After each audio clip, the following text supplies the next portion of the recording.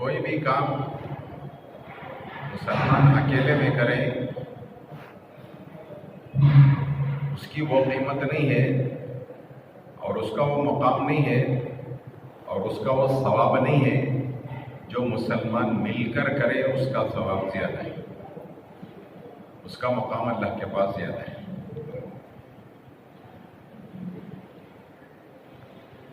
جیسے مثال کے طور پر ایک ایمان والا اکیلے نماز پڑھتا ہے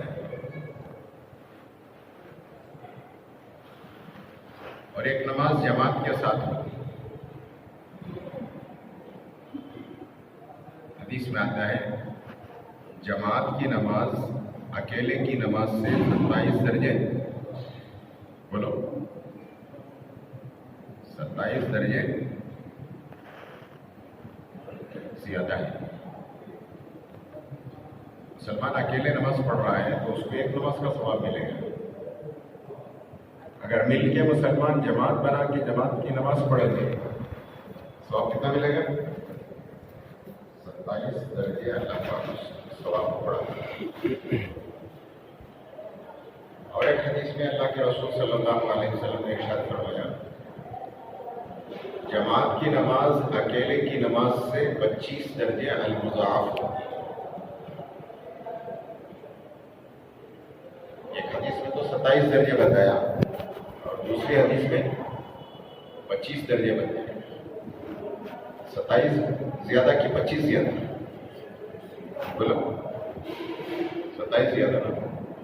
ہم سب یہ سمجھتے ہیں کہ 27 درجے زیادہ ہے اور 25 درجے یہ کم ہے، لیکن شراح حدیث اور حدیث کی شرح بیان کرنے والے ہیں محدثین کرام ہیں، انہوں نے فرمایا پہلی حدیث سے بھی یہ بعد والی حدیث کا ثواب زیادہ ہے۔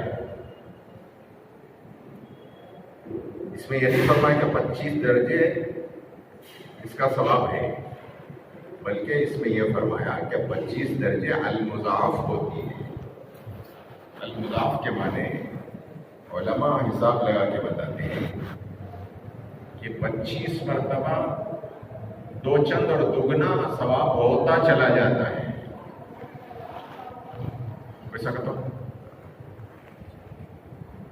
جو میتھمیٹکس پڑھے ہیں، الجبرا میتھمیٹکس جاننے والے یہ جانتے ہیں 2 کو 2 سے ضرب دیے تو 2 to the power of 2، 3 to the power of 3، 4 to the power of 4، ویسا 25 to the power of 25 کہتے ہیں۔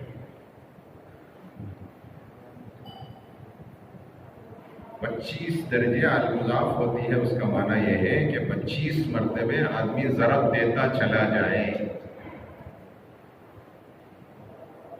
تو 25 درجے ضرب دیتا چلا جائے تو اس کا جو ثواب ہے وہ دو چند اور دگنا ہوتا چلا جاتا ہے۔ اس کو حساب لگا کے شراح حدیث نے لکھا ہے، حضرت شیخ نے اپنی کتاب میں فضائل النماز میں اس کا حساب لگا کے لکھا ہے کہ جماعت کی نماز اکیلے کی نماز سے 3,35,54,432 درجے زیادہ ہو۔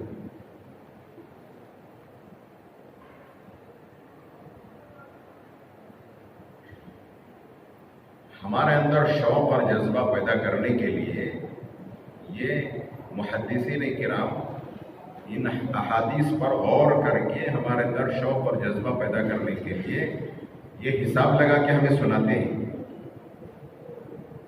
ورنہ ان کو کیا ضرورت پڑی ہے اس کا سب حساب لگا کے بیٹھنے کی؟ اس لیے کہ آدمی حریص ہوتا ہے، کس کا حریص ہوتا ہے؟ زیادہ کا حریص ہوتا ہے۔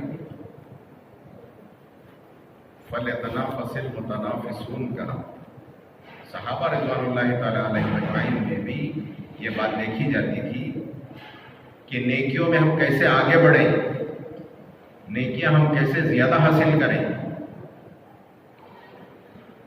اس کے مواقع تلاش کرتے تھے،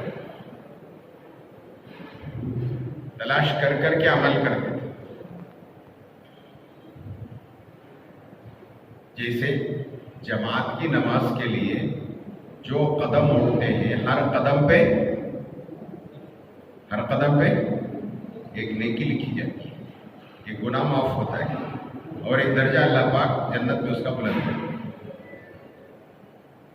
تو صحابہ رضوان اللہ تعالیٰ علیہ مجمعین کا یہ معمول تھا کہ ہر قدم پہ ایک نیکی مل رہی ہے، تو ہر قدم پہ ایک گناہ معاف ہو رہا ہے، تو ہر قدم پہ جنت کا درجہ بلند ہو رہا ہے۔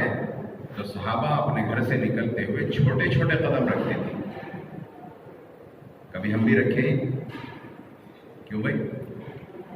کام والے صاحب چل کو آنا سب ٹو ویلر میں آتے سو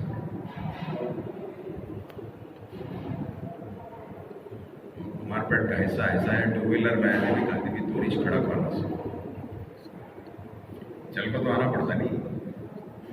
اللہ پاک ایسی جگہ مسجد رکھا ہے، مرکز ہے، چل کر ہی جانا پڑتا ہے۔ تو صحابہ رضوان اللہ تعالیٰ علیہ مجمعین یہ نیکیوں کے حریص تھے، نیکیاں زیادہ کمائیں،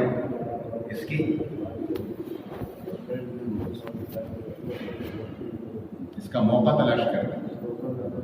حضور صلی اللہ علیہ وسلم نے اپنے مجلس میں فرمایا، بازار میں کوئی جا کر چوتھا کلمہ پڑھ لے تو اس کو ایک مرتبہ بازار میں چوتھا کلمہ پڑھنے کا ثواب کتنا ملے گا؟ سب سنے ہیں کیا بھائی؟ سنے نہیں سنے؟ کتنا ملے گا؟ 10 لاکھ نیکیاں ملیں۔ ایک صحابی چپکے سے اٹھ کے گئے، مجلس چل رہی تھی، مجلس سے اٹھے، سیدھے گئے اور بازار میں جا کے چوتھا کلمہ پڑھ کے پھر آ کے مجلس میں بیٹھ گئے۔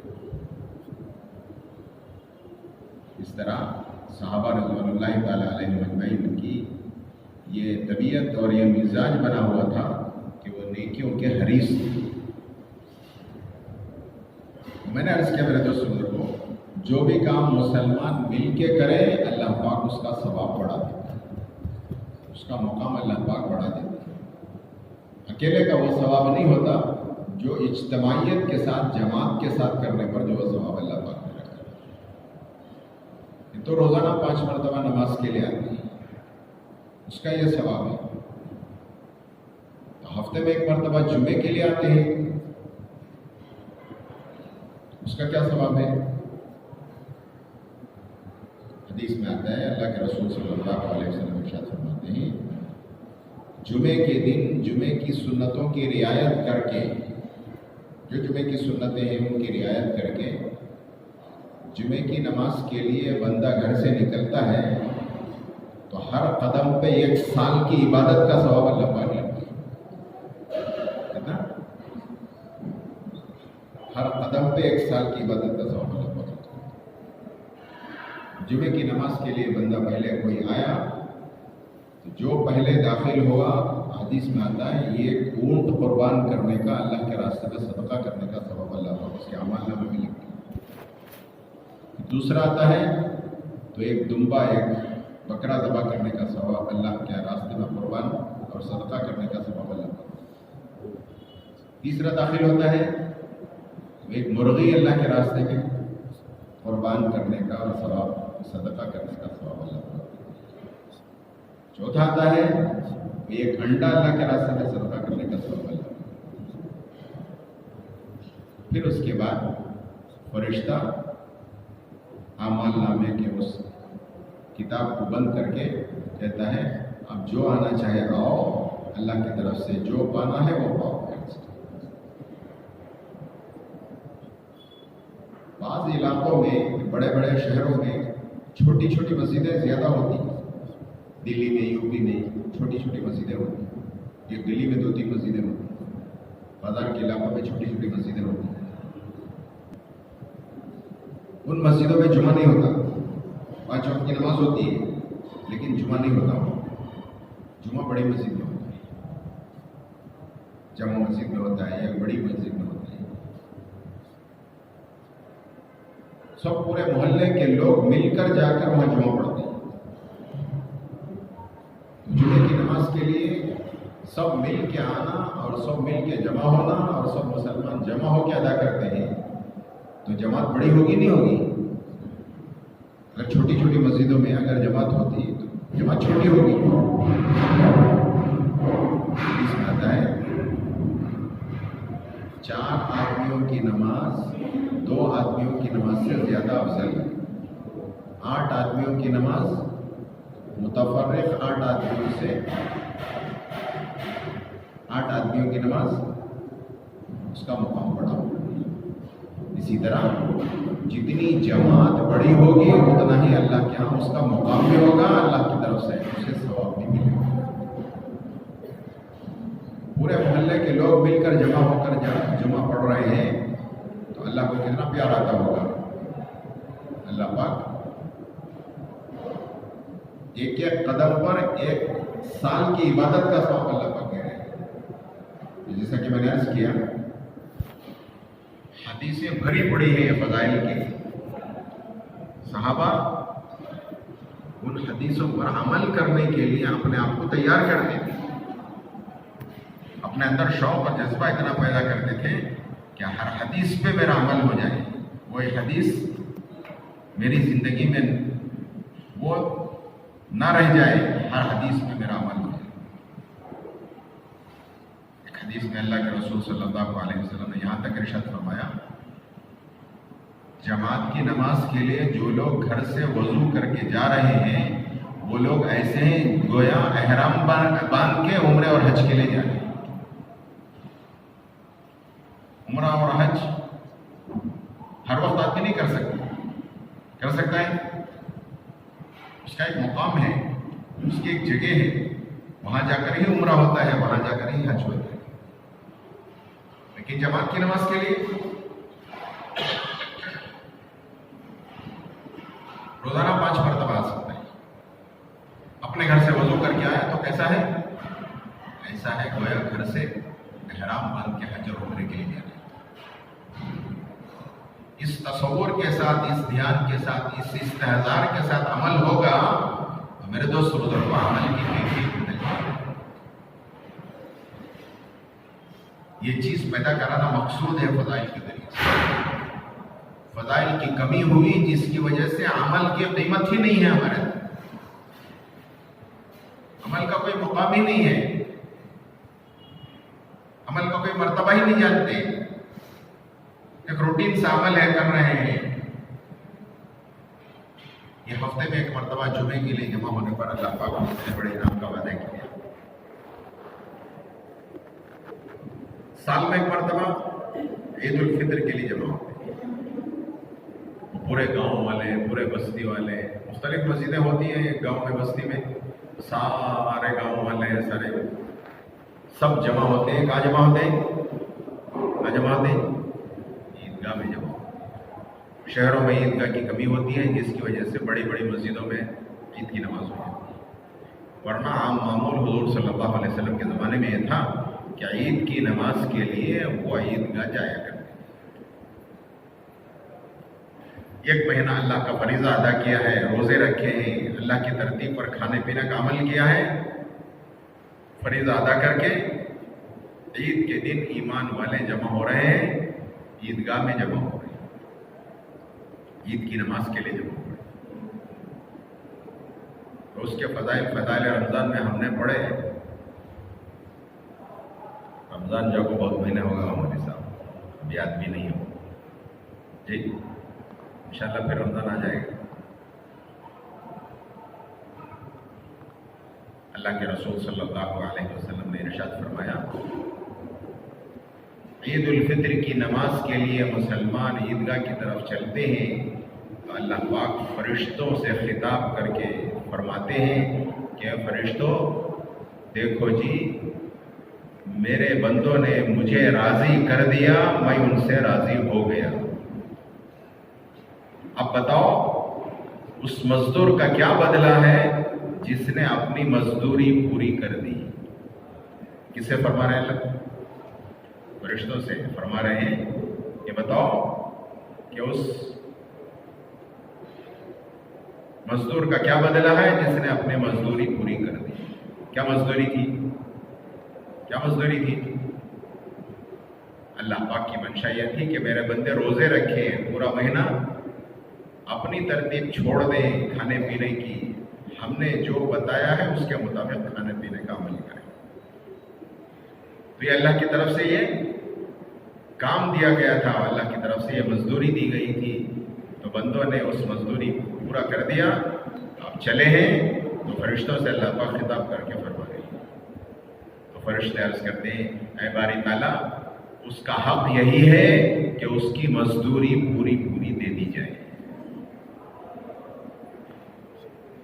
تو اللہ تعالیٰ فرشتوں کو گواہ بناتے ہیں، اور فرشتوں کو گواہ بنا کر اللہ تعالیٰ ارشاد فرماتے ہیں تم گواہ رہو، میری عزت کی قسم، میرے جلال کی قسم، میرے علو مرتبت کی قسم، میں نے ان کے گناہ معاف کر دیے، میں ان سے راضی ہو گیا اور انہوں نے مجھے راضی کر دیا۔ اب بندوں کی طرف اللہ پاک ارشاد فرماتے ہیں، یہ تو فرشتوں کو ارشاد فرما دیا، اب بندوں کی طرف متوجہ ہو کر ارشاد فرماتے ہیں اے میرے بندو اس اجتماع میں، کون سے اجتماع میں جی؟ عیدگاہ کی نماز میں، عید کی نماز میں، عیدگاہ میں جمع ہونے والے اس اجتماع میں اے بندو آخرت کے بارے میں جو مانگو گے میں تمہیں عطا کروں گا، اور دنیا کے بارے میں جو مانگو گے میں اس میں تمہاری مصلحت کو دوں گا۔ دینا مناسب ہے تو دوں گا، روکنا مناسب ہے تو روک لوں، دیر سے دینا مناسب ہے تو دیر سے دوں گا، اگر دینا مناسب نہیں ہے تو اس کو محفوظ کر دوں گا، آخرت میں اس کا بدلہ دوں گا۔ اللہ پاک بندوں سے مخاطب ہو کے ارشاد فرماتے ہیں اے بندو آخرت کے بارے میں جو مانگو گے میں تمہیں عطا کروں گا، دنیا کے بارے میں جو مانگو گے اس میں تمہاری مصلحت اور حکمت کو دوں گا، دینا مناسب ہے دوں گا، نہ دینا مناسب ہے تو نہ دوں گا، تم نے مجھے راضی کر دیا میں تم سے راضی ہو گیا۔ آگے اللہ تعالیٰ ارشاد فرماتے ہیں میں تمہیں غیروں کے سامنے رسوا اور فضیحت نہیں کروں گا۔ کیا فضیحت کر دو جی؟ ہماری زبان میں بولتے نہیں ہے، فضیحتی ہو گئی جی، بولتے نہیں، وہی ہے لفظ بدل کر ہم نے اس کو بگاڑ دیا۔ غیروں کے سامنے تمہیں ذلیل اور رسوا نہیں کروں گا، یہ اللہ کا وعدہ ہے، اللہ پاک نے بندوں کو اتنے بڑے انعامات کے وعدے کیے، اور آگے فرمایا جاؤ، کہاں سے؟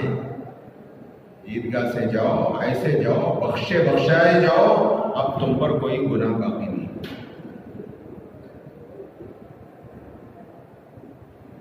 ایک مہینہ فریضہ ادا کر کے چند گھنٹوں کے لیے آئے، جمع ہوئے، پورے بستی والے، پورے گاؤں والے جمع ہو کر کے اللہ کی طرف سے یہ انعامات ملے ہیں کہ آج کوئی گناہ نہیں، سب معاف کرا کے جائیں۔ یہ اللہ پاک کا نام ہے، یہ اللہ پاک کا، اس امت پر ہمیشہ دین کا دروازہ اللہ کا کھلا ہوا ہے۔ اللہ پاک بہانے تلاش کرتے ہیں، اللہ پاک مواقع تلاش کرتے ہیں، کس طرح یہ اس امت کو نوازیں، کس طرح اس امت کے مقام کو بڑھائیں۔ اللہ پاک اس کے مواقع تلاش کر کے، بہانے تلاش کر کے اللہ پاک اس امت کو دینا چاہیے۔ ایک اجتماع عید الفطر کا، یہ تو پورے شہر کا، پورے گاؤں بستی کا ہو گیا، اور ایک اجتماع ہوتا ہے بولو کہاں؟ پورے عالم کا جی، پورے عالم کا کہاں ہوتا ہے؟ رائیونڈ میں، الحمدللہ رائیونڈ میں بھی ہوا، پورے عالم کا اجتماع ہوا۔ گزشتہ منگل کو کارگزاری ہم نے سنی، 108 ملکوں کے لوگ جمع ہوئے۔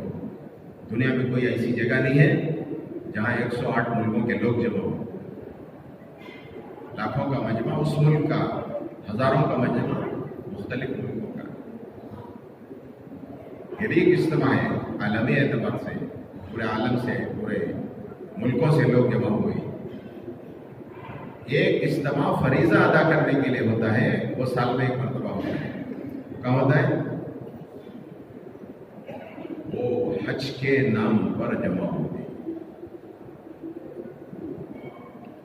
پورا عالم ہے، پورا عالم جمع ہوا ہے، اور پورے عالم سے لوگ آئے ہیں، مختلف ملکوں سے آئے ہیں، مختلف زبان والے آئے ہیں، مختلف رنگ والے آئے ہیں، مختلف قبائل والے آئے ہیں، مختلف علاقے والے ہیں. وہ سال میں ایک ہی مرتبہ ہوتا ہے، اور اسی تاریخ کو ہوتا ہے. اس میں تاریخ کی کوئی تبدیلی، یہ ہفتہ نے تو آئندہ ہفتہ کر لیں گے، رائمنڈ والے بدل لیتے ہیں، ٹونگی والے جس طرح ابھی بنگلہ دیش والے آئے تھے ہمارے ایونٹ میں، اور انہوں نے تاریخیں لی اور تاریخیں لے کر پھر گئے اپنے ملک جا کر. فروری میں تھی ان کی تاریخیں، جنوری کے آخری ہفتے میں تھی ان کی تاریخیں، انہوں نے فروری میں بدل لی.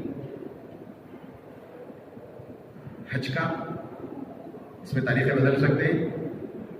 نہیں بدل سکتے. 9 ذی الحجہ یہ عربی تاریخ میں ہوتی ہے.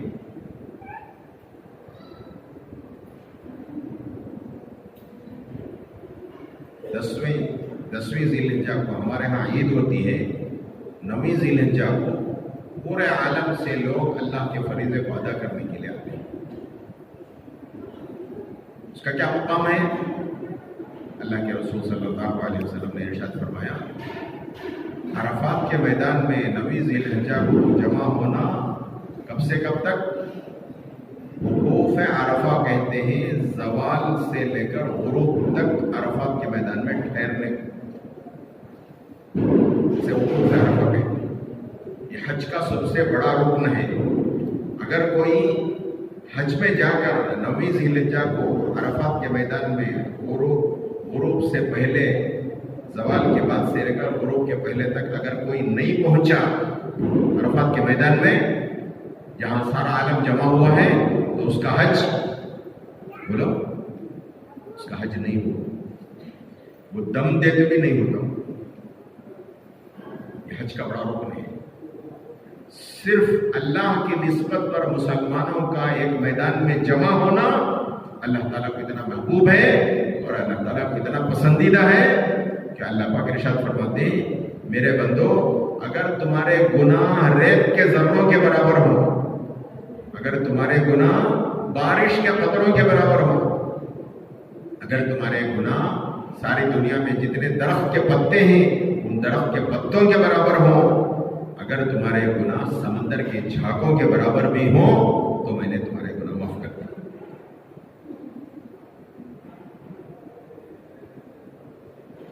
اتنی بڑی معافی اور کہیں نہیں ہے. اللہ پاک نے ایسی بڑی معافی کا اعلان فرمایا ہے کہ درخت کے پتے کوئی آدمی گن سکتا ہے، بارش کے قطرے کوئی آدمی گن سکتا ہے، ریت کے ذرات کوئی آدمی گن سکتا ہے، ریگستان کے ریگستان، سمندروں کے کنارے ساحل میں ریت کے ذرے کوئی گن سکتا ہے؟ سمندر میں جو جھاگ ہوتے ہیں، کف جسے کہتے ہیں، اس کو کوئی آدمی گن سکتا ہے؟ اتنے بھی اگر گناہ ہوں تو اللہ پاک ارشاد فرماتے ہیں، جاؤ تمہارے گناہ معاف ہو چکے. اللہ کا عجیب نظام ہے. اللہ پاک ساری دنیا سے بلا کر ساری دنیا کے مسلمانوں کو اللہ پاک معاف کر کے مغفرت کا پروانہ دے کر اپنے رضا کے پروانے کے ساتھ اللہ پاک واپس بھیجنا چاہتے ہیں. ایک ہی زبان ہے سب کی، بلکہ ایک ہی لباس ہے سب کا. جو اپنا اپنا لباس تھا وہ تو اتار دیا. کون کیا پہنے تھے؟ سب اتر گئے. صرف 2 چادریں ڈالو، ایک چادر اوپر، ایک چادر نیچے، لنگی کی طرح باندھو. یہ 2 چادر میں آؤ ہمارے پاس، ایک ہی زبان کہتے ہوئے لبیک اللہم لبیک، لبیک لا شریک لک لبیک، ان الحمد والنعمت لک والملک لا شریک لک. حاضر ہو کے صدا لگاتے ہوئے آؤ. تمہاری اپنی زبانیں چھوڑو، تمہارا اپنا لباس چھوڑو، تمہارے اپنے رنگ چھوڑ دو، یہاں جمع ہو جاؤ، کس کی بنیاد پر؟ اللہ کی بنیاد پر، اللہ کی نسبت سے جمع ہو جاؤ۔ صرف جمع ہونا اللہ تعالیٰ کو پسند ہے، وہاں کوئی عمل نہیں ہے۔ نماز بھی زوال ختم ہوتے ہی، ظہر کی نماز کا وقت داخل ہوتے ہی ظہر اثر ملا کے پڑھنے کی اجازت ہے۔ جو لوگ مسافر ہیں ان کے ہاں جمع ہے، نماز جمع کر لیتے ہیں۔ اب غروب تک کوئی نماز بھی نہیں ہے، اور حضور اکرم صلی اللہ علیہ وسلم نے اپنی زندگی میں ایک ہی حج کیا ہے، اور اس کو حجۃ الوداع کہتے ہیں۔ جو حجۃ الوداع کے موقع پر حضور صلی اللہ علیہ وسلم نے جو حج فرمایا وہ گرمی کے زمانے کا حج تھا، اور گرمی کے زمانے کا حج دن بڑا ہوتا ہے۔ جیسے رات بڑی ہو گئی، اب کتنے بجے غروب ہوئی؟ بولو 5:50 پہ غروب ہو گیا، اور صبح صادق ہے 5:06 پہ۔ اتنی لمبی رات، اور لمبی رات ہونے والی ہے اس کے بعد۔ اسی طرح دن بڑا ہوتا ہے گرمیوں میں، اور حضور صلی اللہ علیہ وسلم نے ایسے موقع پر جو حج فرمایا ہے وہ گرمیوں کا زمانہ تھا، دن بڑا تھا۔ زوال سے لے کر غروب تک کا وقت علماء نے حساب لگایا تقریباً 5.5 گھنٹے کا ہوا ہے۔ تو یہ 5.5 گھنٹے میں ظہر اثر ایک وقت میں پڑھ لی نماز، اور غروب تک اب کوئی نماز نہیں ہے، سوائے اللہ سے مانگنے کے اور کوئی عمل وہاں نہیں ہوا۔ حضور صلی اللہ علیہ وسلم کی زندگی مانگتے رہے، دعا کرتے رہے۔ کس کے لیے دعا مانگی؟ کس کے لیے دعا مانگی؟ اس امت کے لیے دعا مانگی ہے حضور۔ ساری دنیا سے لوگ جا رہے ہیں، اور ساری دنیا سے لوگ جو ہے حاضر ہو رہے ہیں، اپنا لباس چھوڑ دیا، اپنی زبان چھوڑ دی اور جمع ہوئے ہیں۔ اللہ تعالیٰ کو اتنا پسند ہے تو اللہ پاک مغفرت کا اعلان فرماتے ہیں، اور ایسا اعلان فرماتے ہیں کہ جب غروب ہوا تو ایک فرشتہ حاجی کے کندھے پہ ہاتھ رکھ کے کہتا ہے، حاجی کے کندھے پہ ہاتھ رکھ کے کہتا ہے، آج تم عرفات کے میدان سے ایسے لوٹ رہے ہو جیسے آج ہی تم ماں کے پیٹ سے پیدا ہوئے۔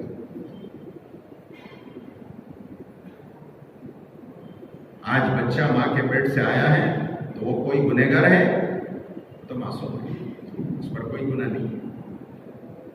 اثر نو اعمال کر، تیرے پچھلے اعمال سارے گناہ صاف ہو چکے، صرف نیکیاں باقی رہی۔ اثر نو اعمال کر لیا۔ یہ فرشتہ کندھے پہ، حاجی کے کندھے پہ ہاتھ رکھ کے کہتا ہے، محسوس کرنے والے محسوس کرتے۔ اللہ کا بھی عجیب نظام ہے، اللہ کا بھی عجیب احکامات کی تبدیلی کا نظام ہے۔ زندگی بھر ہم نے غروب ہوتے ہی کیا کیا ہے؟ زندگی بھر غروب ہوتے ہی ہم نے کیا کیا ہے؟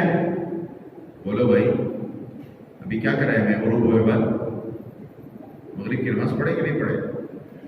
زندگی بھر ہم نے غروب ہوتے ہی مغرب کی نماز پڑھی ہے، اذان پڑھی ہے، جماعت کے ساتھ نماز پڑھی ہے۔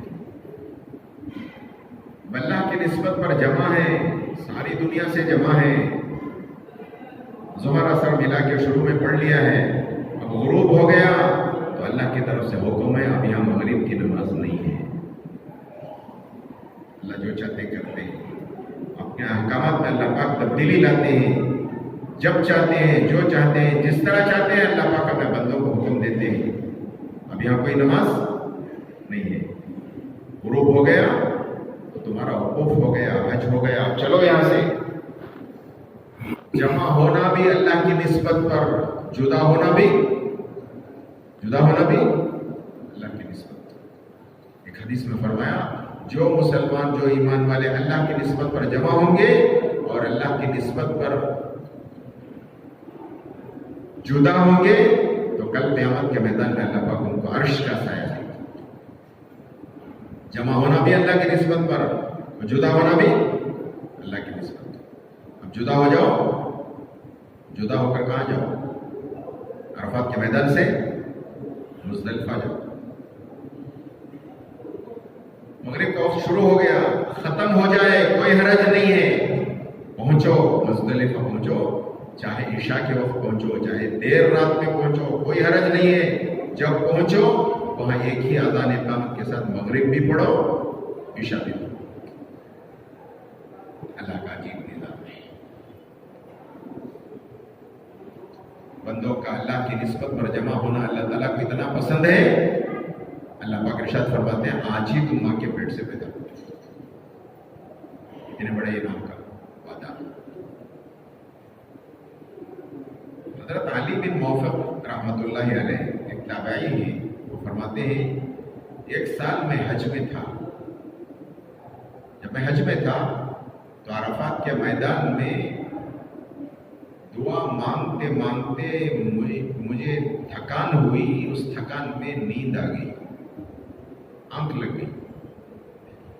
جیسے آنکھ لگی خواب شروع ہوا. کیا خواب شروع ہوا؟ دو فرشتے آئے. ایک فرشتے نے دوسرے فرشتے سے سوال کیا کہ یہ بتاؤ کہ اس سال کتنے لوگوں نے حج کیا ہے؟ دوسرے فرشتے نے جواب دیا کہ اس سال 6 لاکھ حاجی حج کے لیے آئے. تو پہلے نے سوال کیا کہ اللہ پاک نے کتنوں کا حج قبول کیا؟ عرفات کے میدان میں یہ حضرت علی بن موفق رحمۃ اللہ علیہ کی خواب دیکھ رہے. تو دوسرے فرشتے نے جواب دیا کہ 6 لاکھ حاجی حج کے لیے آئے ہیں، ان میں سے اللہ پاک نے 6 کا قبول کیا ہے. کتنے پرسنٹ ہے؟ 6 لاکھ میں سے 6 کا تو کتنے پرسنٹ؟ جی پرسنٹیجز نہیں، نیگلیجبل. 6 لاکھ میں سے 6 کا حج قبول کیا. جب اس فرشتے نے یہ کہا تو حضرت علی بن موفق رحمۃ اللہ علیہ فرماتے ہیں کہ میری آنکھ کھل گئی. میں نیند سے بیدار ہو گیا. جب نیند سے بیدار ہوا تو مجمع پر میری نظر پڑی. تو میرے آنکھوں سے آنسو جاری ہو گئے. اللہ اتنا بڑا مجمع میرے فریضے کو ادا کرنے کے لیے پہاڑوں کو عبور کر کے آیا ہے، ریگستانوں کو پار کر کے آیا ہے، اور سمندروں کو پار کر کے آیا ہے، جنگلوں کو پار کر کے آیا ہے، اپنی سواریوں کو تھکا کے آیا ہے، پراگندہ بال ہیں اور کپڑے میلے کچیلے ہیں. اس حال میں وہ لبیک کہتے ہوئے آئے ہیں. یا اللہ اتنی قربانیاں دے کر، اتنی تکلیفیں برداشت کر کے، اتنی مشقتیں اٹھا کر، اتنی مصیبتیں جھیل کر تیرے دربار میں حاضر ہیں، اور یہ 6 لاکھ میں سے تو نے 6 کا قبول کیا ہے. ان 6 میں سے میں ہوں کہ نہیں ہوں؟ حضرت علی بن موفق رحمۃ اللہ علیہ فرماتے ہیں کہ میرے آنسو رکتے نہیں تھے. مجمع پہ نظر ڈالتا، اپنے حال پہ روتا، اور مجمع کے حال کی مصیبتوں اور مشقتوں کو سوچ سوچ کے میرے آنسو جاری تھے. یہاں تک کہ غروب ہو گیا. اب غروب ہوتے ہی حکم کیا ہے؟ چلو. کہاں چلو؟ مزدلفہ. اس زمانے میں مزدلفہ پیدل ہی جاتے تھے. عرفات بھی کہیں سے بھی پہنچ جاتے، کیسے بھی پہنچ جاتے. اس زمانے میں سواریاں جو ہے یا تو اونٹ تھے یا گھوڑے تھے یا خچر تھے. یہی اس زمانے میں سواریاں تھیں. کچھ گاڑیاں وغیرہ چلتی تھیں، وہ بھی یہی خچر کی گاڑیاں یا گھوڑے کی، یہی اونٹ کی، یہی سواریاں ہوتی تھیں. عرفات کے میدان سے نکلے اور مزدلفہ پہنچے. پیدل ہی جاتے ہیں. عام طور سے مجمع جو ہے وہ پیدل ہی جاتا ہے مزدلفہ. ہم بھی ایک مرتبہ پیدل چلے. چند سال پہلے کی بات. تو ہمت کر کے ہم نے بھی اپنے ساتھیوں کو کہا کہ ہم بھی پیدل چلیں گے. چلو. عرفات کے میدان میں آخر حصے میں ہمارا ٹینٹ تھا. تو آخر حصے سے چلے اور مزدلفہ کے آخر حصے میں پہنچنا تھا، وہاں ہمارا ٹینٹ تھا. خیر مزدلفہ میں تو ٹینٹ نہیں ہوتے. مزدلفہ کا جو حصہ شروع ہوتا تھا وہ درمیان میں اور ایک طرف کنارے میں بنا ہو جاتا ہے اور گھوم کے مزدلفہ آنا پڑتا ہے. ویسے 3 میل کا راستہ ہے.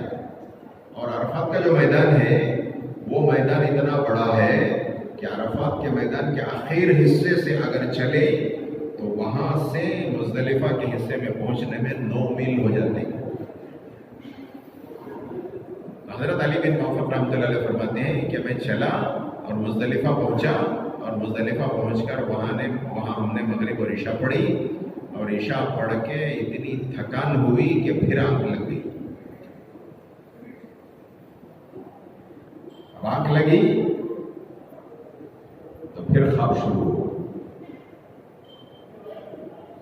کون سا خواب شروع ہوا؟ بولا.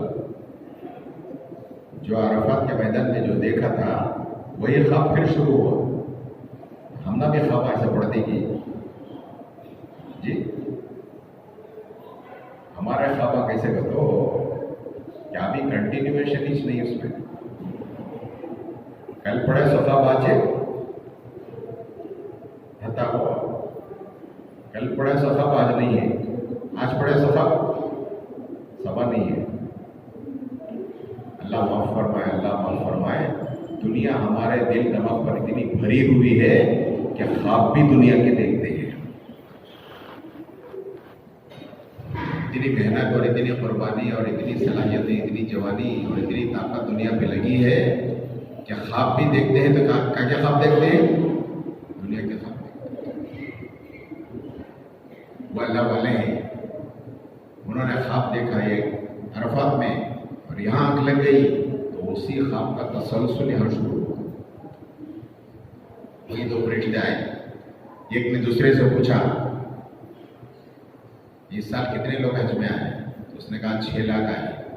کتنوں کا قبول ہوا؟ تو اس نے کہا 6 کا قبول ہوا. اتنا تو خواب عرفات کے میدان کو ہو چکا تھا. اتنے پر اکتفا نہیں تھا. تو آگے اس فرشتے نے دوسرے نے پوچھا کہ باقی کے بارے میں اللہ پاک نے کیا فیصلہ کیا؟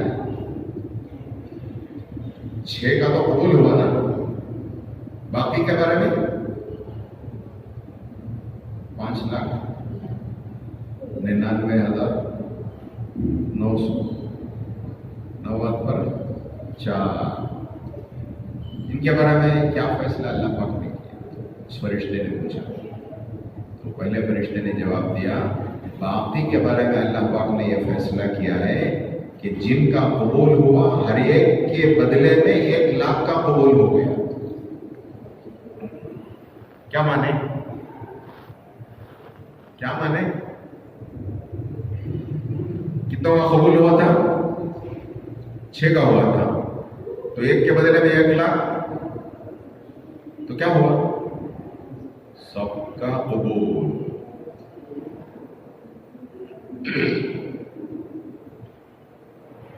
یہ قصہ لے کر حضرت شیخ لکھتے ہیں یہ ہوتی ہے اجتماع کی برکت.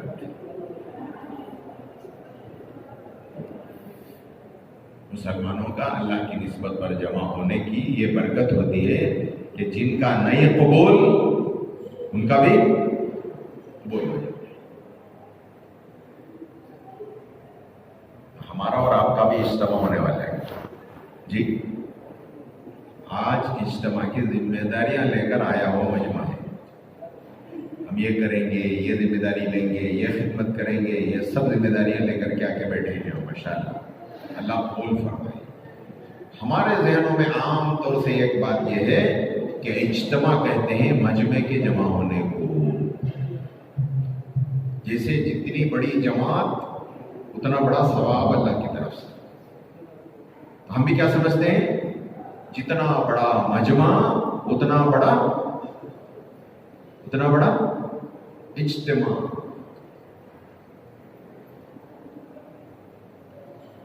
اس لیے مجمع کو جمع کرو.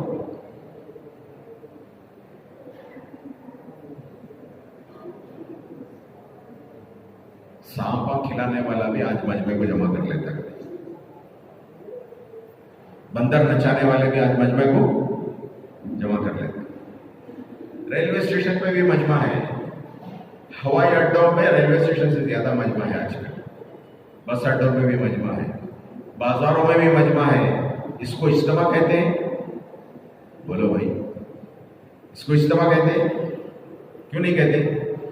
वहां भी तो मजमा है, बाजारों में भी मजमा है। जरा इतवार के दिन निकल के देखो, दिन में या शाम में, अल्लाह ने आप हजरत को तौफीक दी, इज्तिमा में आ गए, वरना बाहर जाते तो मजमा घूम रहा है, फिर रहा है। कहाँ? पार्कों में भी मजमा है, बाजारों में भी मजमा है, जगह जगह मजमा ही मजमा है। उसको इज्तिमा कहते हैं? क्यों नहीं कहते? इसलिए नहीं कहते कि उनका मकसद एक नहीं है, उनकी मंजिल एक नहीं है। ना उनका मकसद एक है, ना उनकी मंजिल एक है। हवाई अड्डे में जमा हुआ है मजमा, तो कोई किसी मकसद से जा रहा है, कोई किसी और मंजिल पे जा रहा है। रेलवे स्टेशन पे मजमा जमा है, तो ना उसकी मंजिल एक है, ना उसका मकसद एक है।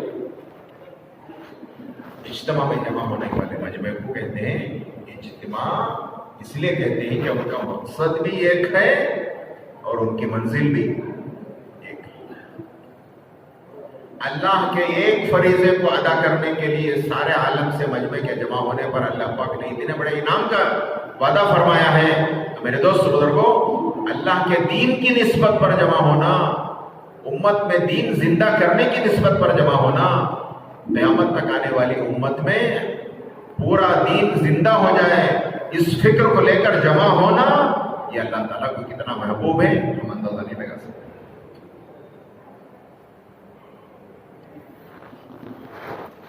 इस गलत फहमी से हमें निकलना है कि सिर्फ मजमे के जमा होने का नाम इज्तिमा नहीं है। मौलाना यूसुफ साहब रहमतुल्लाह अलैह फरमाया करते थे, दो मेहनतों के जमा होने का नाम इज्तिमा है। हम लोग क्या समझते हैं? हम लोग समझते हैं कि जितना बड़ा मजमा उतना बड़ा इज्तिमा। पूरे शहर का एक इज्तिमा इसलिए नहीं करते कि पूरे शहर को जमा करने के ना हमारे पास जगह है, ना हमारे पास उसका इंतजाम है। उसके लिए 4 कोनों पे 4 इज्तिमा इंशाअल्लाह तय हो गई, और ये होंगे जनवरी के महीने में इंशाअल्लाह। अभी कौन सा महीना चल रहा है? नवंबर का महीना चल रहा है। कितने दिन बाकी रह गए? किसी के 40 दिन बाकी रह गए, किसी के 2 महीने बाकी रह गए। जनवरी में इंशाल्लाह हमारे इज्तिमा हो। उस इज्तिमा की मेहनत के लिए अपने को तैयार करना। अल्लाह का शुक्र है, तारीखें तो तय हो गई। जो तारीखें तय हुई हैं वो इज्तिमा के ख़त्म की तारीख है। इज्तिमा शुरू कब हुआ? बोलो। जब तय हुई उसी से शुरू हो गया हमारा इज्तिमा। आज तो जिम्मेदारियां लेकर आए हैं, क्या खिदमत कौन करेंगे, आने वाले मेहमानों की क्या जिम्मेदारियां हमारे ऊपर खिदमत की है, वो जिम्मेदारियां लेकर आए। अब अल्लाह की तरफ से अल्लाह की निस्बत पर जो मजमा आएगा उस मजमे को लाना भी और उस मजमे का वक्त लगवाना भी, ये हमारी और आपकी जिम्मेदारी है।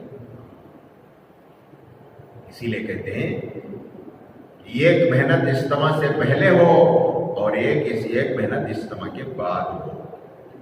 ये 2 मेहनतें जहां जमा होंगी उसको इज्तिमा कहते हैं। पहले वाली मेहनत क्या हो? पहले वाली मेहनत ये हो कि हमारे हर मुसलमान की जिंदगी में दीन जिंदा हो जाए। उसके लिए हम क्या कर सकते हैं और हमें क्या करना चाहिए, उसको बैठकर रोजाना गौर करो, उसको बैठकर रोजाना सोचो, उसको बैठकर रोजाना उसका मशवरा करो। हम जिस मोहल्ले में रहते हैं उस मोहल्ले में जितने मुसलमान आबाद हैं उन मुसलमानों तक हमारी पहुंच कैसे हो, उन मुसलमानों तक हमारी मुलाकात कैसे हो, उन मुसलमानों तक हमें कैसे उनको दावत की निस्बत पर मुलाकात के लिए जाए।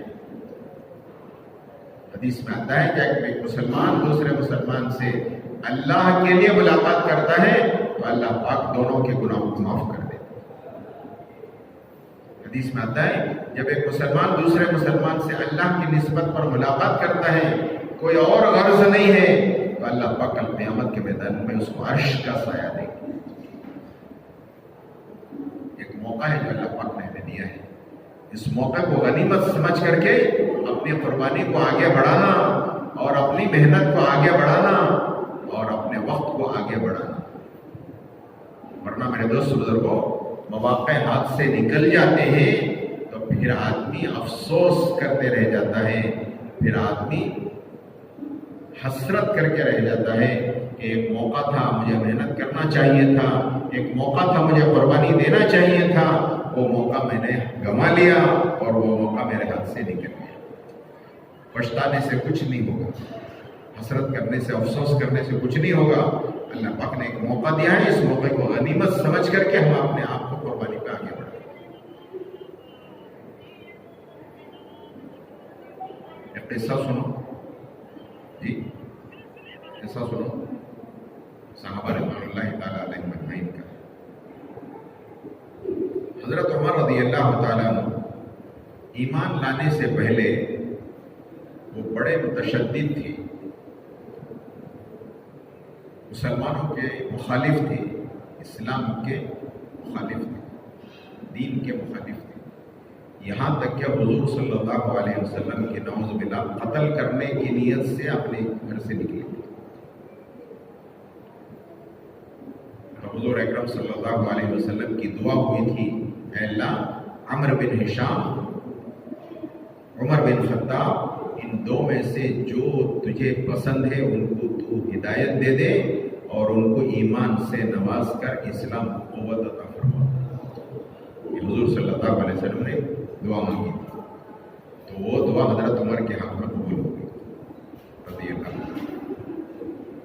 قتل کرنے کی نیت سے چلے اور ایمان لائے، اس قصے میں نہیں جاتا۔ اب ایمان لائے تو جو طبیعت میں شدت تھی اور جو سختی تھی، وہی شدت اور سختی صرف نسبت بدل گئی۔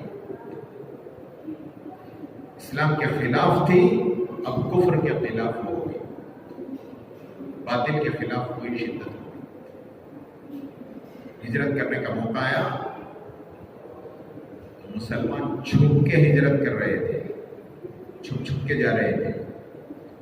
حضرت عمر رضی اللہ تعالیٰ عنہ جب ہجرت کا موقع آیا تو ہجرت کرنے کا وقت آیا تو حضرت عمر نے کعبۃ اللہ میں جا کے اعلان کیا، ہے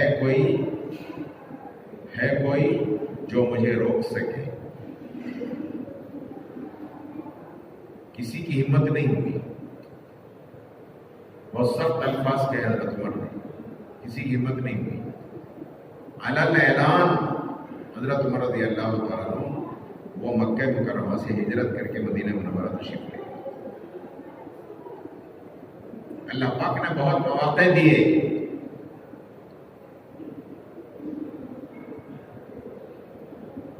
جنگوں میں شریک ہونے گئے، آگے بڑھنے کے مواقع اللہ پاک نے بہت دیے۔ اپنی زندگی میں جو کچھ کیا اس پر حضرت عمر رضی اللہ تعالیٰ عنہ اپنے خلافت کے زمانے میں، حضور صلی اللہ علیہ وسلم کی 23 سالہ نبوت کا زمانہ اور حضرت ابو بکر صدیق رضی اللہ تعالیٰ عنہ کا 2.5 سال خلافت کا زمانہ، 23 سال یا 2.5 سال، 25.5 سال کا زمانہ۔ اس کے بعد حضرت عمر رضی اللہ تعالیٰ عنہ کو خلافت ملی۔ حضرت عمر رضی اللہ تعالیٰ عنہ کا جو خلافت کا زمانہ تھا، تاریخ کی کتابوں میں یہ بات ملتی ہے کہ 10 سال حضرت عمر رضی اللہ تعالیٰ عنہ نے اپنے خلافت کا زمانہ پایا۔ اس 10 سال میں مولانا ابراہیم صاحب دامت برکاتہم ارشاد فرماتے ہیں کہ 4000 جامع مسجدیں بنی،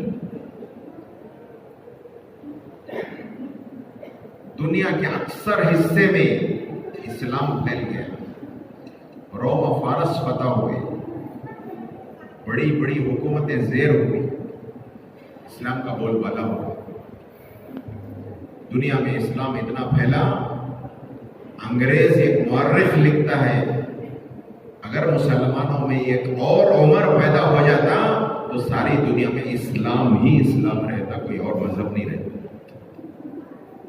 اتنا کام اللہ پاک نے حضرت عمر رضی اللہ تعالیٰ سے لیا۔ تو حضور صلی اللہ علیہ وسلم نے اپنے زمانے میں حضرت عمر کے بارے میں یہ ارشاد فرمایا کہ اللہ پاک نے عمر کو وہ مقام دیا ہے اور وہ سمجھ دی ہے اللہ پاک نے، اور وہ فہم اسلام کے اعتبار سے اللہ پاک نے حضرت عمر کو دی ہے، میرے سے نبوت کا زمانہ ختم ہو جاتا ہے، نبی میرے بعد کوئی نہیں ہے۔ حضرت عمر فرماتا ہے، حضرت رسول پاک صلی اللہ علیہ وسلم ارشاد فرماتے ہیں کہ میرے بعد اگر کوئی نبی ہوتا تو حضرت عمر ہوتا۔ لا نبی بعدی ولا امت بعدکم، میرے بعد کوئی نبی نہیں، میری امت کے بعد کوئی امت نہیں، لیکن حضور نے فرمایا لو کان نبیا، اگر کوئی میرے بعد کوئی نبی ہوتا تو حضرت عمر نبی ہوتے۔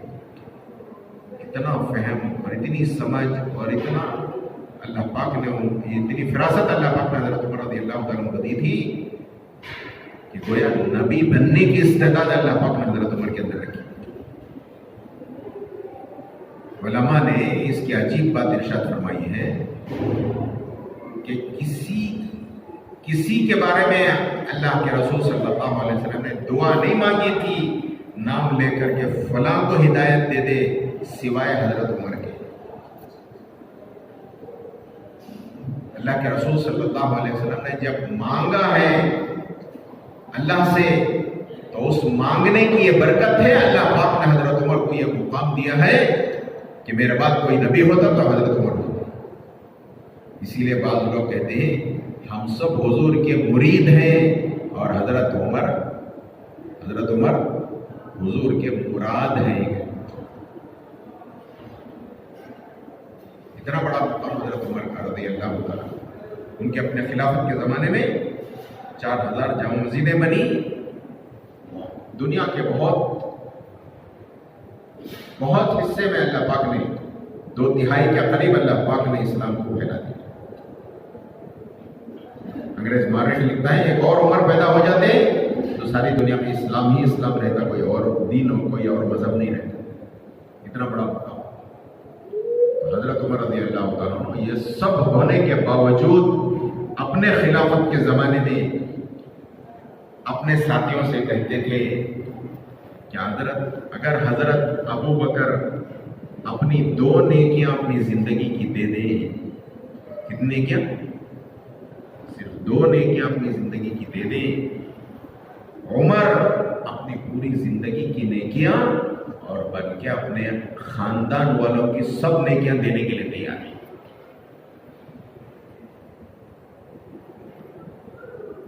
تو لوگوں نے پوچھا امیر المومنین آپ سے تو اللہ پاک نے اتنا کام لیا ہے اور اتنا دین اور اسلام پھیلا ہے، تو آپ حضرت ابو بکر کی 2 نیکیوں کے بارے میں اپنی پوری زندگی کی نیکیوں کا سودا کرنے کے لیے تیار ہیں کہ وہ کون سی 2 نیکیاں ہیں حضرت ابو بکر کی؟ تو لوگوں نے یہ پوچھا تو حضرت عمر رضی اللہ تعالیٰ نے ارشاد فرمایا ایک رات کی نیکی ہے اور ایک دن کی نیکی۔ حضرت عمر رضی اللہ تعالیٰ کی ایک رات کی نیکی ہے اور ایک دن کی نیکی۔ تو لوگوں نے پوچھا وہ رات کی نیکی کون سی ہے اور دن کی نیکی کون سی؟ حضرت عمر فرماتے ہیں کہ وہ رات کی نیکی جس رات حضور اکرم صلی اللہ علیہ وسلم مکہ مکرمہ سے مدینے کی ہجرت فرما گئے، وہ ہجرت کی رات ہے جس میں ابو بکر کے علاوہ تیسرا کوئی اللہ شریک ہے، اس کے علاوہ اور کوئی شریک کوئی ہے؟ یہ 2 ہی تھے۔ کہاں تھے؟ غار ثور میں جا کر رہے، ہجرت کی رات تھی۔ غار ثور میں جو کچھ پیش آیا ہم سب جانتے ہیں۔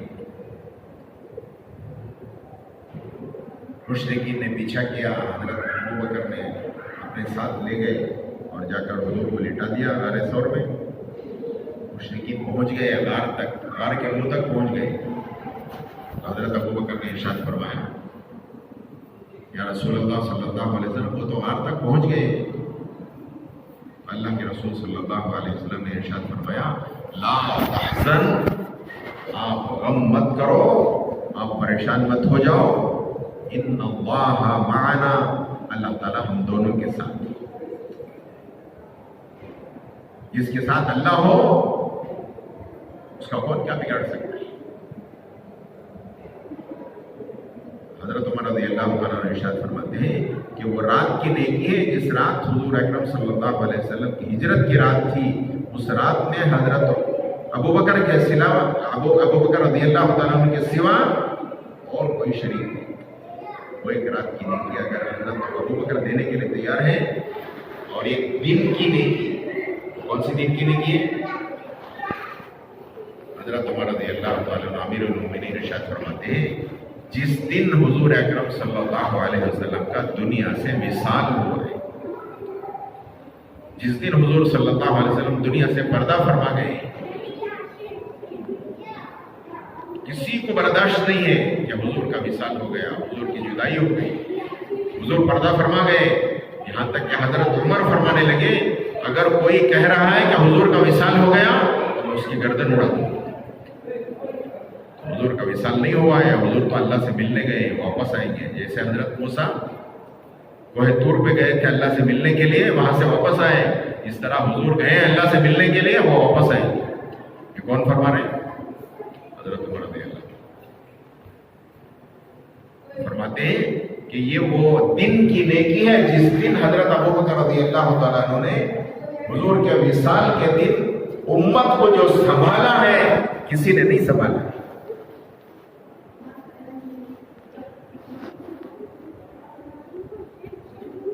وما محمد الا رسول قد خلت من قبله الرسل، لمبی آیت ہے، تو وہ آیت اس دن حضرت ابوبکر نے جو پڑھی، حضرت عمر فرماتے ہیں کہ مجھے ایسا محسوس ہو رہا تھا کہ یہ آج ہی آیتیں اتری۔ افہم ماتا وقتل انقلبتم علی اعقابکم، بہرحال لمبی آیت ہے، اس کا معنی یہ ہے کہ تم سب دنیا سے جانے والوں میں سے ہو، جتنے رسول آئے وہ بھی دنیا سے گئے، وما محمد الا رسول قد خلت من قبلہ الرسل، جتنے رسول اس سے پہلے آئے وہ سب کوئی دنیا میں نہیں ہے، وہ سب جانے ہی کے لیے آئے۔ اس طرح آج حضور بھی پردہ فرما گئے۔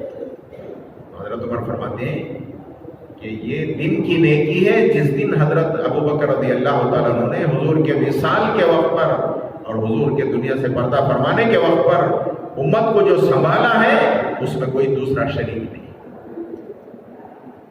یہ دو نیکیاں اگر اپنی زندگی کی حضرت ابوبکر اگر مجھے دے دیں تو حضرت عمر فرماتے ہیں کہ عمر اپنی پوری زندگی کی نیکیاں دینے کے لیے سودا کرنے کے لیے تیار ہے، صرف اپنی نیکیاں نہیں بلکہ اپنے خاندان والوں کی سب کی نیکیاں دینے کے لیے تیار ہے۔ اس طرح میرے بھائی دوست بزرگوں، مواقع ہوتے ہیں، ان مواقعوں میں ان موقعوں پر آدمی آگے بڑھ جاتا ہے اور آگے بڑھ کر نیکیاں لے لیتا ہے اور اس میں قربانی دے دیتا ہے، تو وہ قربانیاں اس کا کوئی بدل نہیں ہو سکتی۔ اب موقع ہے اللہ پاک نے ہمیں اور آپ کو جو دیا ہے، وہ موقع یہی ہے کہ یہ اجتماع پھر آئے گا، ہماری زندگی رہے گی، ہمیں کا کوئی اس کی امید نہیں کر سکتا۔ یہ تو 4 سال کے بعد یہ اجتماع ہو رہا ہے۔ یہ 4 سال کے پہلے جو لوگ اجتماع پچھلے 4 سال کے پہلے اجتماع میں تھے، اس میں کتنے اب موجود ہیں اور کتنے اللہ کو پیارے ہو گئے، کتنے اللہ کے دربار میں پہنچ گئے۔ ہم اپنے ہی رشتہ داروں میں دیکھیں، ہم اپنے ہی محلے میں دیکھیں، ہم اپنے ہی حلقے میں دیکھیں، ایک بڑا مجمع جو ہے وہ اللہ کو پیارا ہو گیا۔ کیوں بھائی گیا کہ نہیں گیا؟ جماعت کی شکل میں چلے گئے، مجمع کے مجمع اللہ کو پیارے ہو گئے، اپنے گھروں میں اپنے رشتہ داروں میں چلے گئے، اپنے محلے والوں میں سے چلے گئے اور اپنے حلقے والوں میں سے بہت سارے اللہ کو پیارے ہو گئے۔ حالات ایسے آئے کہ ان حالات میں گھر کر اس بیماریوں کا شکار ہو کے اللہ کو پیارے ہو گئے. میں ہمارے ساتھیوں سے کہتا ہوں، لاک ڈاؤن کے پہلے جو مجمع سلطان شاہ میں روزانہ کی محنت میں آتا تھا اور روزانہ وقت دیتا تھا، اور وہ مجمع لاک ڈاؤن کے بعد پوری کی پوری جماعت اللہ کو پیاری ہو گئی.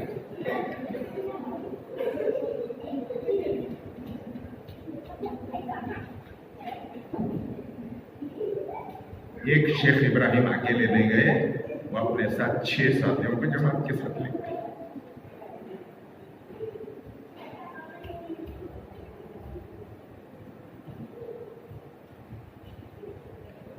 کس کا کب وقت دنیا سے جانے کا ہے کوئی نہیں جانتا. آئندہ اجتماع کب ہوگا ہمیں نہیں معلوم. اس اجتماع تک ہم رہیں گے یا ہمیں نہیں معلوم. اس لیے یہ موقع ہے، اس لیے اس موقع کو غنیمت جان کر کے اپنی قربانیوں کو آگے بڑھانا، اپنی قربانیوں کو پیش کرنا. اللہ کو پسند آ جائے، اللہ پاک جب قبول کر لیتے ہیں، میرے دوست بزرگوں، اس کا کوئی بدل نہیں ہو سکتا. تو اس کے لیے ہم اپنی قربانیوں کو، ہم اپنے اوقات کو، ہم اپنی صلاحیتوں کو اللہ کے دین کے لگانے کی، اللہ کے دین پر لگانے کی ہم نیتیں کریں. اس لیے جو صلاحیت اللہ پاک نے دی ہیں اور جو کچھ اللہ پاک نے جان مال دیا ہے وہ امانتاً دیا ہے. جنت کے بدلے میں اللہ پاک نے خرید لیا ہے. کیسا خرید لیا ہے؟ ان اللہ اشتری من المؤمنین انفسهم واموالهم بان لهم الجنہ. اللہ تعالیٰ ارشاد فرماتے ہیں ہم نے ایمان والوں کے جان و مال کو خرید لیا ہے. نہ جان ہماری ہے نہ مال ہمارا ہے، ہم بکے ہوئے غلام ہیں. امانتاً اللہ پاک نے لوٹایا ہے. یہ جان ہماری نہیں ہے، ہم اس کے مالک نہیں ہیں. یہ مال جو کچھ اللہ پاک نے ہمیں دیا ہے اس کے ہم مالک نہیں ہیں. یہ تو اللہ پاک نے خرید لیا. جان مال کا سودا ہو چکا ہے. امانتاً اللہ پاک نے ہمیں لوٹایا ہے، اور لوٹا کر اللہ پاک دیکھنا چاہتے ہیں کہ میری مرضی پر یہ جان استعمال ہوتی ہے اور میری مرضی پر یہ مال استعمال ہوتا ہے، یا بندہ اپنی مرضی پہ استعمال کرتا ہے. ہم بکے ہوئے غلام ہیں، ہم مالک نہیں ہیں اپنی جان مال کے، ہم متولی ہیں. جس طرح مسجد کے متولی مسجد کے مال کے مالک ہوتے ہیں. جی بولو، مالک ہوتے ہیں، اسی لیے ان کو متولی کہا جاتا ہے. یہ امانت دار ہیں، یہ وفادار ہیں. اسی طرح ہم اپنے جان مال کے ہم مالک نہیں ہیں، یہ ہماری ملکیت نہیں ہے. اللہ پاک نے خرید لیا ہے، یہ سودا ہو چکا ہے. نہ جان ہماری ہے نہ مال ہمارا ہے، ہم بکے ہوئے غلام ہیں. اللہ پاک دیکھنا چاہتے ہیں یہ جان مال اللہ کے دین کے لیے استعمال ہوتی ہے یا اپنی مرضی میں استعمال ہوتی ہے. یہ ایک موقع ہے جو اللہ پاک نے ہمیں دیا ہے. اس جان کو اللہ کے دین کے لیے لگانا اور اس مال کو اللہ کے دین کے لیے لگانا، تاکہ امت میں دین زندہ ہو جائے. اور امت میں جو دین زندہ ہوگا وہ جن پر محنت کریں گے، وہ جو دین پر وہ لگائیں، وہ آئیں گے، وہ لگائیں گے، اس کا ثواب ہمیں کب تک ملتا رہے گا؟ کب تک ملتا رہے گا؟ موت تک. جی بولو، قیامت تک ملتا رہے گا. چھوٹی سی زندگی ہے اللہ پاک نے ہمیں دی ہے. ہم نیت کرتے ہیں قیامت تک کی اور عمل کریں گے موت تک. جب ہماری آنکھیں بند ہو جائیں گی تو اللہ پاک ہمارے ہاتھوں جو ایمان والے اللہ کے دین پر آئے اور ان کے ذریعے سے جو دین پر آئے، اللہ پاک ان سب کا ثواب ہمارے اعمال نامے میں اللہ پاک لکھے. اسی لیے ہمارے نثار حضرت رحمۃ اللہ علیہ وہ فرماتے تھے کہ اجتماع سے پہلے قربانی دینا، اجتماع سے پہلے جان لگانا، اجتماع سے پہلے مال لگانا، اجتماع سے پہلے اپنی صلاحیت لگانا، اجتماع سے پہلے اپنے دل دماغ کو لگانا، یہ اجتماع کی جان ہے۔ اجتماع سے جو کچھ خیر وجود میں آئے گی اس سب کے حصے دار اللہ پاک پہلے لگانے والوں کو اللہ پاک دے گی۔ اس لیے نیت کرو کہ انشاءاللہ جب تک جئیں گے انشاءاللہ دین کی محنت کریں گے۔ اب یہ موقع ہے اللہ پاک نے ہمیں دیا ہے، اس موقع کو غنیمت جان کر کے آپ اپنی جان مال کی ہمدردی بنائیں۔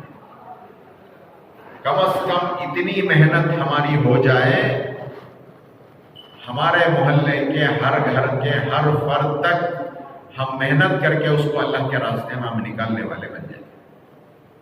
4 مہینے جن کے لگے اللہ مبارک کرے، یا کم سے کم چلنا لگ جائے، یا کم سے کم اس کی محنت کر لیں کہ ہمارے پوری آبادی میں کوئی ایک مسلمان بھی ایسا نہ رہے جس کے 3 دن نہ لگے، کوئی بھائی ایسا نہ رہے جس کے 3 دن نہ لگے۔ ہر بھائی پہ محنت کر کے ہم ان کو 3 دن کے لیے نکالیں تاکہ وہ وقت لگا کر پھر اجتماع میں آنے کی وہ ترتیب بنائیں۔ کیوں اس کی کوشش کریں گے انشاءاللہ۔ اس کے لیے اپنے کو ہمیں قربانی میں ڈالنا پڑے گا، اس کے لیے اپنے کو آگے آنا پڑے گا، اس کے لیے اپنے کو اپنی صلاحیت کو اس راستے میں ہمیں لگانا پڑے گا۔ اسی لیے ہمارے بڑے اس کی دعا مانگتے ہیں کہ اللہ امت میں صلاحیت بہت ہے، امت میں صلاحیت بہت ہے، امت میں صلاحیت کے برباد ہونے سے امت کو بچا لے، ورنہ یہ امت کی صلاحیت کہاں لگ رہی ہے؟ دنیا پہ لگ رہی ہے، اور دنیا فنا ہونے والی ہے، اور یہ دنیا بے وفا ہے۔ جتنا دنیا پہ لگا وہ سب ضائع ہوا، اور جو آگے لگے گا وہ انشاءاللہ اللہ معاف فرمائے وہ فنا ہو جائے گا۔ اس لیے سمجھدار وہ ہے جو اللہ کے دین کی محنت کے لیے اللہ کے دین پر لگانے کی نیت کرے۔ آج تک ساری دنیا میں کوئی ایسی محنت نہیں ایجاد ہوئی، کوئی ایسی ٹیکنالوجی نہیں آئی، کوئی ایسا انفارمیشن ٹیکنالوجی کہو یا کوئی آئی ٹی کہو، کوئی ٹیکنالوجی ایسی آج تک دنیا میں ایسی پیدا نہیں ہوئی۔ اناج اور غلہ زمین پر محنت کرے بغیر مل جائے، کیوں میں ایسی کوئی ٹیکنالوجی ہوگی؟ آج تک کوئی ایجاد ہوئی ہے؟ آج تک کوئی ایجاد ہوئی ہے؟ حضرت آدم علیہ السلام کے زمانے سے لے کر آج تک جو ترتیب ہے اناج اور غلہ، سبزیاں اور ترکاریاں اور فروٹ جو کچھ لینا ہے، اس کے لیے محنت کہاں کرو؟ کہاں کرو محنت؟ زمین پہ محنت۔ اس طرح فرماتے ہیں یہ انسان جو ساری دنیا میں پھیلے ہوئے ہیں، ان کے اندر مختلف استعدادیں اللہ پاک نے رکھی ہیں، مختلف صلاحیتیں اللہ پاک نے رکھی ہیں۔ الناس معادن کمعادن الذهب والفضة، اور کما قال علیہ الصلوۃ والسلام، اللہ کے رسول صلی اللہ علیہ وسلم نے ارشاد فرمایا لوگ اپنی جگہ اتنی استعداد والے ہیں اور اتنی صلاحیت والے ہیں جس طرح سونے چاندی کے کانیں ہوتی ہیں۔ سونے چاندی کے کان کو تو مائنس KGF میں نا پولار گولڈ فیلڈ کہتے ہیں، ایک زمانے سے چل رہا ہے۔ وہ مائنس اتنے ہیں کہ سونا جتنا کھودتے جاؤ مائنس میں، وہ کھودتے جاؤ اتنا سونا نکلتے جاتے ہیں۔ چاندی کھودتے جاؤ، سونے چاندی کے کانوں میں آدمی اندر داخل ہوتا ہے، اپنی جان کو بھی پرواہ کیے بغیر، جان کو بھی خطرے میں ڈال کر نکال کے لاتا ہے۔ حضرت رسول پاک صلی اللہ علیہ وسلم ارشاد فرماتے ہیں لوگ اپنی جگہ اتنی استعداد اور صلاحیت والے ہیں جتنی سونے چاندی کی کانیں ہوتی ہیں۔ کس سے اللہ پاک کتنا دین کا کام لیں گے، کس سے اللہ پاک کیا دین کا کام لیں گے، کتنا لیں گے، ہم میں کا کوئی نہیں جان سکتا۔ زمین پہ محنت ہوگی تو وہ زمین اپنے اندر کے خزانوں کو نکالے گی۔ اناج اور غلہ لینا ہو تو اسی زمین پہ محنت کرتے ہیں۔ دیکھو بعض زمینیں ایسی ہوتی ہیں اس زمین پہ گھاس پیدا ہوتا ہے. بعض زمینیں ایسی ہوتی ہیں جس زمین میں زعفران پیدا ہوتا ہے. زعفران بھی ایک گھاس کی طرح ہی ہے. کیوں بھائی؟ زعفران قیمتی ہے یا گھاس قیمتی ہے؟ اس طرح لوگوں کی صلاحیتیں مختلف ہیں. کون کہاں چھپا ہوا ہے ہم نہیں جانتے. جس طرح زمین پہ محنت کرتے ہیں کسان اور کاشتکار اور زمین پر محنت کرنے والے اپنے خون کو پسینے کی طرح بہا کر وہ موقع سے فائدہ اٹھاتے ہیں، زمین کو نرم کرتے ہیں اور پھر بیج ڈالتے ہیں، پھر بارش کا انتظار کرتے ہیں یا پانی کا انتظام کرتے ہیں. پھر اللہ پاک اپنے قدرت سے اللہ پاک اگا دیتے. بنجر زمین تھی، اس کو نرم کیا اور اس کو بیج ڈالا اور پانی پہنچایا. تو ہماری یہ اجتماع کی پہلے والی جو محنت ہے یہ بالکل اسی طرح زمین پر محنت کرنے کی ہے. گشتوں میں جانا، ملاقاتوں میں جانا، یہ گویا ہمارے ہل چلانے کی محنت ہے. کیسی محنت ہے؟ زمین پر ہل چلانے کی محنت ہے. کبھی ادھر جا رہا ہے، کبھی ادھر جا رہا ہے، کبھی آگے جا رہا ہے، کبھی پیچھے جا رہا ہے. لوگ باہر سے دیکھنے والے کہتے ہیں یہ کیا ہے، لوگ پھر لے کوئی، لوگ دیوانے سمجھتے ہیں. لیکن اس کی جو محنت ہو رہی ہے وہ اللہ کے علم ہے. کسان اپنی زمین پہ محنت کرنا شروع کرتا ہے، نرم کرنے کی محنت. اسی طرح ہم گشتوں میں جا کر، ہم ملاقاتوں میں جا کر لوگوں کے دلوں کی زمین کو نرم کرنے کی محنت کر رہے ہیں. اور جو بات کر رہے ہیں، متکلم جو زبان سے نکال رہا ہے جو الفاظ، وہ گویا اس کے دل میں بیج ڈال رہا ہے. اس طرح زمین پہ نرم کرنے کے بعد بیج ڈالا جاتا ہے، اس طرح متکلم وہ ایمان والے کے زمین پہ محنت کر کے اس کے دل میں ایمان کا بیج ڈال رہا ہے، وہ عمل کے شوق کا بیج ڈال رہا ہے. جب وہ بیج اندر چھک جائے گا، پھر واپس آ کر رات کی تنہائیوں میں رو کر اللہ سے آنسو بہائیں گے. اللہ کے سامنے اس کا آنسو کا بہانا گویا بارش کے قطروں کا پڑتا ہے. جب یہ محنت ہوگی، پھر اللہ پاک بے طلبوں میں اللہ پاک طلب پیدا کریں گے. اور جب طلب پیدا ہوگی تو اللہ پاک ہدایت کی ہوائیں چلا دیں گے اور اللہ پاک ایمان کی فضائیں اللہ پاک قائم کر دیں گے. گھر گھر سے ایمان آئے گا اور گھر گھر کے بچوں کے اندر سے انشاءاللہ ہدایت کی ہوائیں اللہ پاک چلائیں گے. میرے بھائیو، دوستو، عزیز بزرگوں، یہ موقع ہے جو اللہ پاک نے ہمیں دیا ہے. اس موقع کو غنیمت سمجھ کر اپنے روزانہ کی محنت بھی بڑھانا ہے اور اپنے فروج کی محنت 3 دن سے زائد بھی ہمیں محنت کرنا ہے. اور جو موقع اللہ پاک نے ہمیں دیا ہے، اس سال کا ہمارا وقت اگر نہیں لگا ہے تو ہم نیت کریں کہ اجتماع سے پہلے ہم اپنا چلہ انشاءاللہ لگا دیں گے. 3 چلے کی بھی نیت کرو. اجتماع سے پہلے والی محنت میں شریک ہو جاؤ اور اجتماع کے بعد والے محنت میں بھی شریک ہو جاؤ. 4 مہینے لگیں گے تو پہلے والی محنت میں بھی شرکت ہو جائے گی، بعد والی محنت میں بھی شرکت ہو جائے گی. اور میرے دوست بزرگوں، یہ ہماری محنت وہ کسان والی محنت ہے. اور اللہ پاک کیا دیں گے؟ ایک دانہ بیج کا اگر اپنے کو فنا کر دیتا ہے زمین میں، ایک دانہ جو بہترین دانہ ہے، لوگ کیا کہتے ہیں؟ کیا دیوانے یہ لوگ کسان. اتنا بہترین بیج اگر لے جا کے بازار میں بیچا تو سب سے زیادہ قیمت ملتی اسے. لیکن کسان جانتا ہے یہ بہترین بیج اگر میں زمین میں دفن کروں گا تو اللہ پاک اس ایک کے بدلے میں کتنے دیں گے؟ 10 20 700 دانے اللہ پاک دیں گے.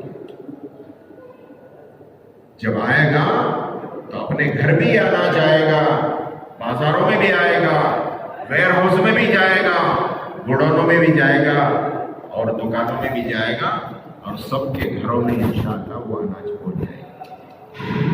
تو اس طرح میرے دوست بزرگوں، ہم محنت شروع کریں گے، اللہ پاک ایمان کی فضا قائم کریں گے. ہر ایک کے دل کے اندر اللہ پاک طلب پیدا کریں گے اور ہدایت کی جب طلب پیدا ہوگی اللہ پاک ہدایت کی ہوائیں چلائیں گے.